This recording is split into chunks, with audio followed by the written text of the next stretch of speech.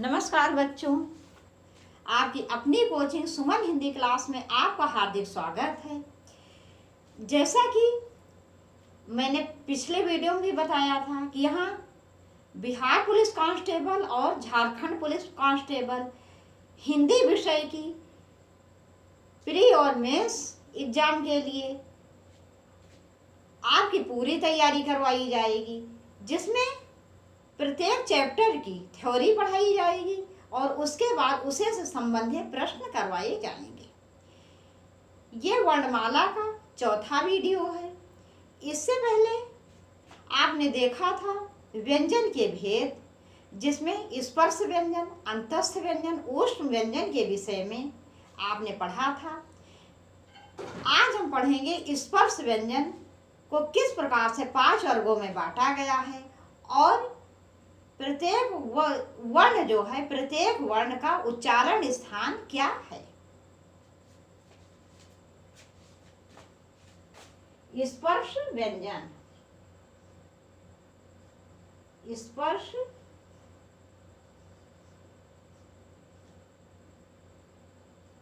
स्पर्श व्यंजन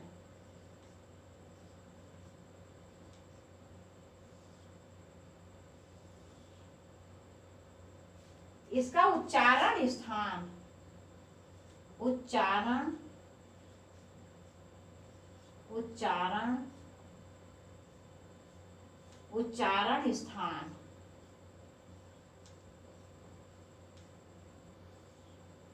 उच्चारण स्थान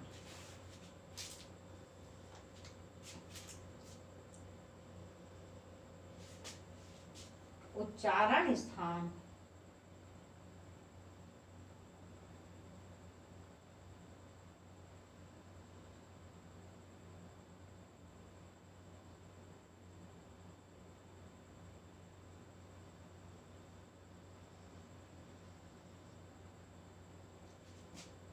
पंचमाक्षर,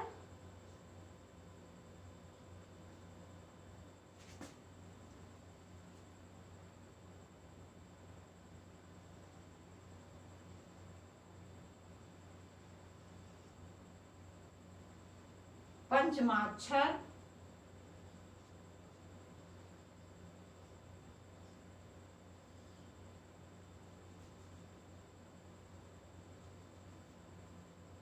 देखो बच्चों, जो स्पर्श व्यंजन होता है इनको 5 वर्गों में बांटा गया है। कितने वर्गों में बांटा गया? 5 वर्गों में बांटा गया है।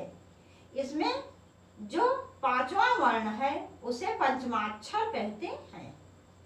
जो 5वां वर्ण है उसे क्या कहते हैं? पंचमाक्षर कहते हैं। पंचमाक्षर का क्या अर्थ है?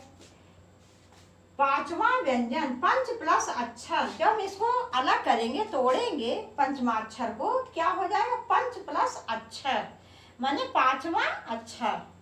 और एक नाम है इसका पंचमाक्षर और एक नाम है नासिक।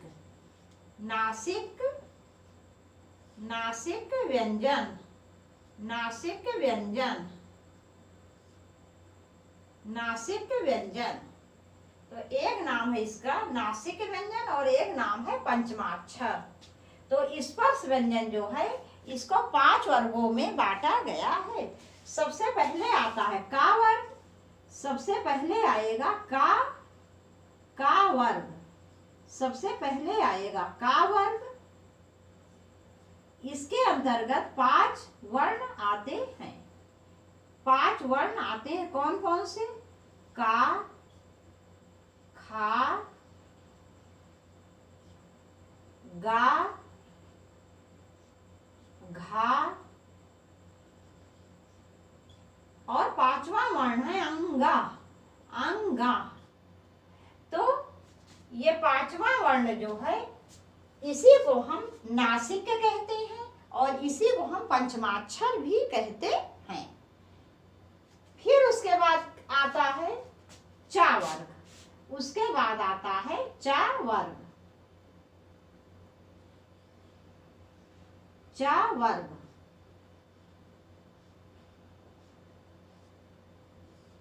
चा वर्ग के अंतर्गत है चा, छा, जा, झा और न्या। ये या जो है इसे हम नासिक भी कहेंगे और पंचमाक्षर भी कहेंगे। फिर है टा वर्ग, फिर है टा वर्ग।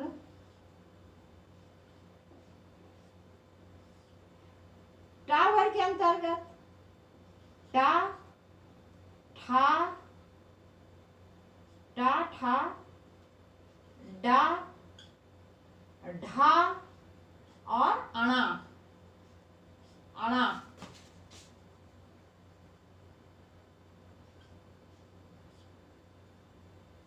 फिर ता वर्ग, ता वर्ग,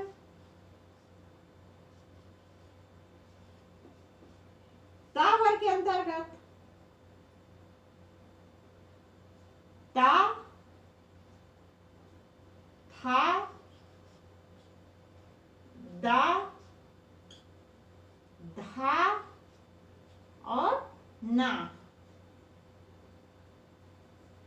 ता, था, दा, धा और ना।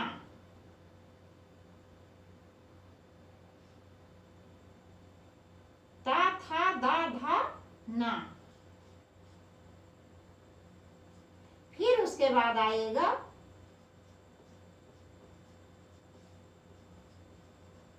उसके बाद आएगा पा वर्ग, पा वर्ग। पा वर्ग में पा, फा,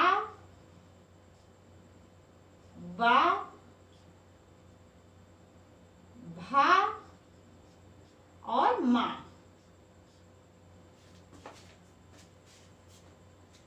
तो बच्चों स्पर्श व्यंजन जो है इसको 5 वर्गों में बांटा गया है। कवर्ग, चवर्ग, टवर्ग, तवर्ग, पवर्ग।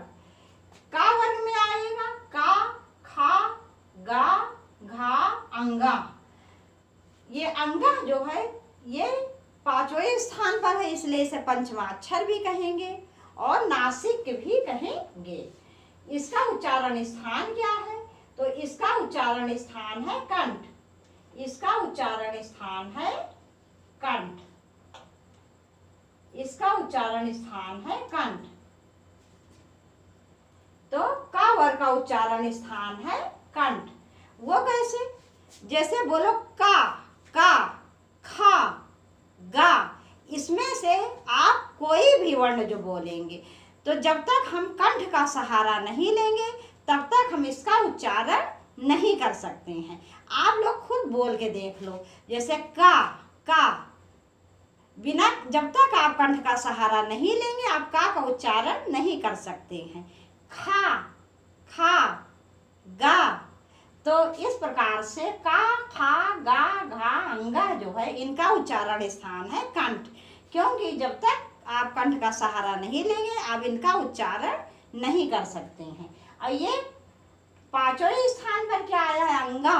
तो अंगा जो है इसका उच्चारण स्थान कंठ भी है और नासिक भी है और 5वें स्थान पर आया है, इसलिए इसे पंचमाक्षर भी कहते हैं। फिर आता है आपका चा वर्ग। चा वर्ग में क्या है? चा, छा, जा, झा, या। इसका उच्चारण स्थान है तालु। इसका उच्चारण स्थान है तालु। तो इसको ताल या तालव्य बोलते हैं। ताल या तालव्य बोलते हैं। ताल क्या होता है? जो हमारी जीभ से सटा हुआ भाग है उसको हम ताल कहते हैं। जैसे आप बोलो चा, छा, जा, तो आपकी जीभ जो है वो ताल को स्पर्श कर रही है। जब तक आपकी जीभ ताल को नहीं छुएगी तब तक आप चवर का उच्चारण नहीं कर सकते हैं। चवर का ये चा, छा, जा, झा, या। तो चा, छा, जा, झा, या, ये इनका उच्चारण स्थान तालु या तालव्य है। और या जो है इसका उच्चारण स्थान ताल भी है और नासिक भी है। फिर आता है यह टा वर्ग। टा वर्ग में टा, ठा, डा, ढा, अणा ये वर्ण आते हैं। क्या? टा, ठा, डा, उच्चारण स्थान है मूर्धा। इसका उच्चारण स्थान है मूर्धा। तो इसको हम मूर्धा या मूर्धन्य कहते हैं। अब ये मूर्धा या मूर्धन्य क्या है? ये मूर्धा या मूर्धन्य क्या है?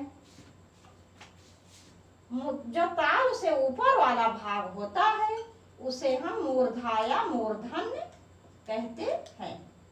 तो टवर का उच्चारण स्थान टा, ठा, डा, ढा, णा का उच्चारण स्थान क्या है? मूर्धा। जो ताल के ऊपर वाला भाग होता है उसे हम मूर्धा कहते हैं। जैसे आप बोलो टा, टा, ठा, तो आपकी जीभ जो है ताल के ऊपर वाले भाग को स्पर्श करती है। जब तक हमारी जीभ टा वर का उच्चारण करने में मूर्धा को स्पर्श नहीं करेगी तब तक हम इनमें से किसी भी वर्ण का उच्चारण नहीं कर पाएंगे। जैसे टा, जीभ ऊपर जा रही है, ताल से ऊपर वाले भाग को छू रही है। ठा, इसमें भी यही प्रक्रिया हो रही है। डा, ढा और अणा, ये जो अणा है इसका उच्चारण स्थान मूर्धा भी है और नासिक भी है। अब हम देखते हैं ता वर्ग। ता वर्ग में कितने वर्ण आएंगे? 5। ता, था, दा, धा, ना। ता, था, दा, धा, ना। जब आप बोलते हो ता, ता, तो आपकी जीभ दोनों दांतों के बीच में आ जाती है। तो इसलिए ता बोलो, था बोलो, दा बोलो, इसमें से पांचों में से आप कुछ भी बोलोगे तो आपकी जीभ दोनों दांतों के बीच में आ जाएगी। ता, था, दा, धा, ना। इसलिए इसका उच्चारण स्थान है दंत या दांत। इसका उच्चारण स्थान है दंत या दांत।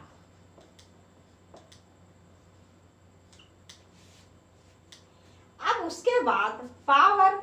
पा वर्ग में पा, फा, बा, भा, मा, ये 5 वर्ण आ रहे हैं। पा, फा, बा, भा, मा। जब आप पा बोलोगे या फा बोलोगे, पा, फा, बा, भा, मा, किसी कोई भी वर्ण आप इसमें बोलेंगे तो आपके दोनों ओठ जुड़ जाते हैं। क्या होते हैं? दोनों ओठ जुड़ जाते हैं। तो इस प्रकार से इसका उच्चारण स्थान है ओष्ठ या ओष्ठय। इसका उच्चारण स्थान है ओष्ठ, ओष्ठ, ओष्ठ। तो पावर का पा, फा, बा, भा, मा का उच्चारण स्थान है ओठ। और ये जो मा है इसका उच्चारण स्थान ओष्ठ भी है और नासिक भी है। तो बच्चों, ये स्पर्श व्यंजन को किस प्रकार से 5 वर्गों में विभाजित किया गया है और इसमें से प्रत्येक वर्ग का उच्चारण स्थान क्या है, ये आपने पढ़ लिया। यहाँ पर मुझे पूरा विश्वास है ये आपको अच्छी तरह समझ में आ जाएगा। अब ये वीडियो यहीं समाप्त कर रहे हैं। अब इसके बाद हम पढ़ेंगे संयुक्त व्यंजन। आपने व्यंजन के तीनों भेद पढ़ लिए। जैसा कि मैंने पहले बताया था कि संयुक्त व्यंजन को हम अलग से पढ़ते हैं, तो इसके बाद अगले वीडियो में हम पढ़ेंगे संयुक्त व्यंजन। तब तक के लिए नमस्कार।